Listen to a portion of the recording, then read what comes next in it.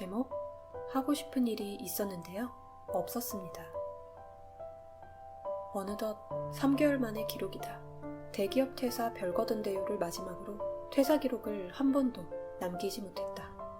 그동안 난 무얼 했을까? 백수 신분은 여전히 그대로다.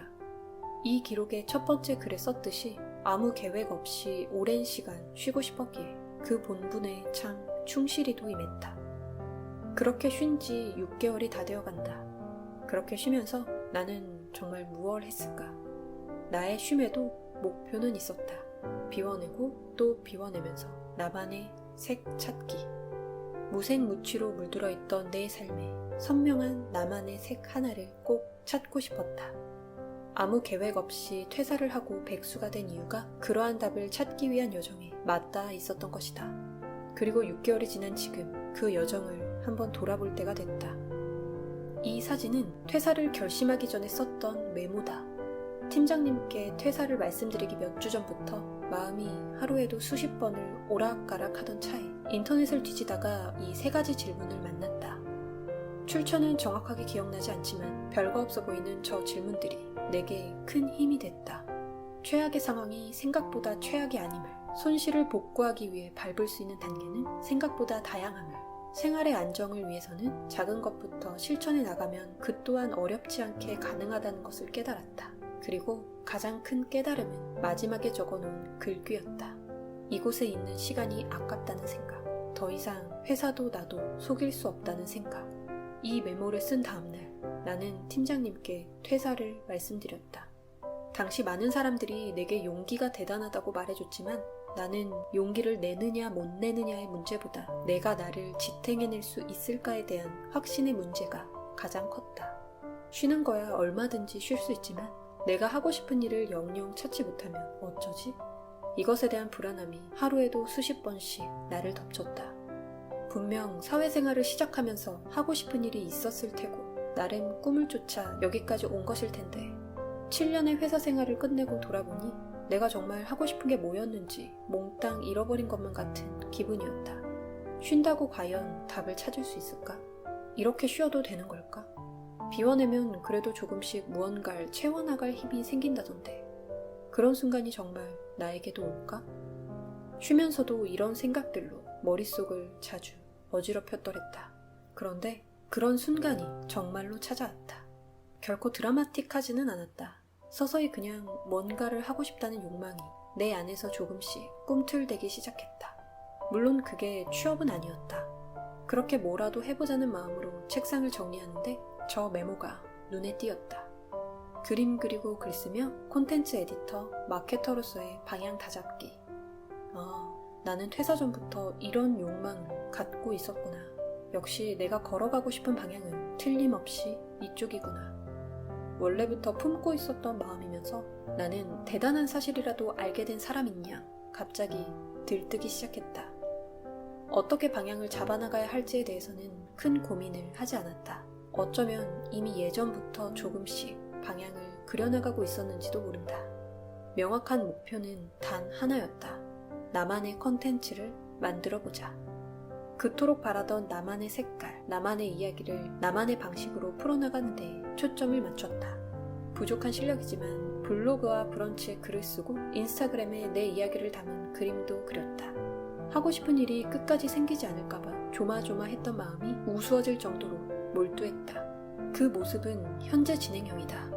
2월 초에 퇴사를 했고 4월 말부터는 쉼과 동시에 나만의 컨텐츠를 만들면서 살고 있으니 퇴사 3개월 이후부터 무언가를 시작했다고 볼 수 있겠다. 퇴사안이 어떻냐는 주변의 질문에 늘 태연하게 너무 좋다라고 답했지만 마음 한편에는 언제나 불안함이 자리 잡고 있었다. 하고 싶은 일이 있었는데 없어진 나, 그리고 그걸 다시 찾지 못할까봐 불안해하는 나. 그럼에도 일단은 쉼을 선택한 내가 공존하면서 마음이 늘 편하지만은 않았다. 하지만 정말 쉬어보니 내게도 다시 열정이 생기는 순간이 찾아왔고 그 순간에 최선을 다하며 지금은 꽤 만족하며 살고 있다. 이 글이 퇴사를 준비하거나 혹은 퇴사를 한 분들께 도움이 될지는 잘 모르겠다. 모두 저마다의 고충이 있을 테고 그 시간들을 극복하는 방법 또한 다양한 모습들일 테니 그럼에도 내가 하고 싶은 말은 물밀듯 밀려오는 불안의 파도 속에서도 자신을 믿고 굳건하게 두 발로 지탱한 채로 나아가야 한다는 것. 잠시 쉬어도 되고 모든 걸 내려놓아도 되지만 자신만큼은 내려놓지 않았으면 좋겠다. 나를 믿어주는 나가 있다는 건 기나긴 불안을 견디게 하는 가장 큰 힘이니까.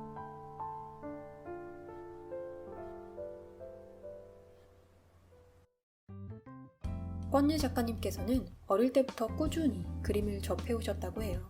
작가님의 친언니가 미술을 전공하시기도 했고 성인이 되신 이후에는 작가님께서 때때로 그림 낙서도 하면서 꾸준히 그림에 대해 관심을 가져오셨다고 하시는데요. 지금처럼 본격적으로 그림을 그리기 시작한 건 작년부터였다고 합니다. 권예 작가님께서는 작년부터 직장 생활에 대한 권태기가 제대로 왔다고 하시더라고요. 무언가 새로운 돌파구가 필요하다고 느꼈던 그때에 클래스 101에 있던 드로잉 수업을 듣게 되면서 본격적으로 그림을 그리게 되셨다고 합니다. 회사 일이 아닌 다른 무언가에 몰두하며 스스로를 치유하게 되었다는 권예 작가님께서는 매일 조금씩 그림을 그리며 지금의 그림체를 완성하게 되셨다고 해요. 그리고 바로 며칠 전에는 한 출판사로부터 출간 제의를 받고 기획안과 샘플 원고를 보냈는데 그리는 밤의 인터뷰지에 답변을 쓰고 있던 바로 그때 출판사에서 정식으로 계약하고 싶다는 연락을 주셨다고 합니다. 이 자리를 빌어서 다시 한번 진심으로 축하드립니다. 권예 작가님. 오늘 소개해드린 글 하고 싶은 일이 있었는데요 없었습니다는 권예 작가님께서 퇴사 후 이때가 아니면 언제 또 퇴사글을 써보겠냐는 심정으로 기록해본 내용이었다고 해요. 원래는 퇴사라는 키워드가 너무 흔하게 느껴져서 이런 내용을 써도 될까 조금 고민이 되셨는데 흔한 퇴사 감상만을 전하는 글이 아닌 퇴사를 고민하는 분들에게 실질적인 대안이나 도움을 주는 명확한 메시지가 담긴 글을 써보자는 생각으로 글을 쓰게 되셨고 그러한 과정 끝에 탄생한 것이 바로 오늘 소개해드린 글이라고 합니다. 작가님께서는 이 글을 접하게 되실 모든 구독자님들께 이런 말씀을 전하고 싶었다고 해요. 저같이 평범한 사람도 퇴사 후 저만의 색을 찾게 되었다는 이야기를 꼭 전해드리고 싶습니다. 이 땅의 모든 예비 퇴사자분들을 응원합니다. 글 읽는 밤, 그 32번째 밤은 스스로를 어떠한 타이틀보다 나 자신의 행복과 성장이 우선인 사람이라고 표현해주신 권예 작가님께서 생각하시는 나를 행복하게 만드는 것과 나를 성장시키는 것에 대한 답변을 마지막으로 전해드리면서 마무리해볼까 합니다. 저를 행복하게 하는 것은 영감입니다.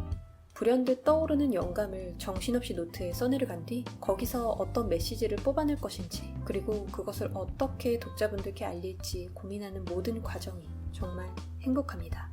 그렇기 때문에 영감이 떠오르지 않을 땐 조금 괴롭기도 한데요. 최대한 부담을 가지지 않고 편안한 마음으로 영감이 떠오를 때까지 기다려주는 편입니다. 다음으로 저를 성장하게 하는 건 경험입니다. 어릴 때부터 엄마가 제게 늘 하시던 말씀이 있어요. 사람은 최대한 많은 경험을 해봐야 한다.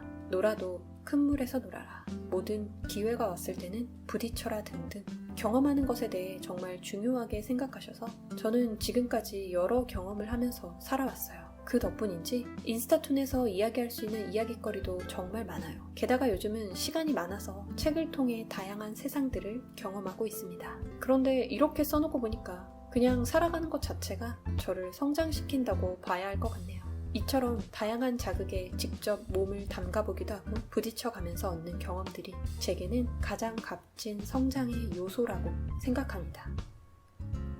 코봉이었습니다. 구독자 여러분, 좋은 밤 되세요.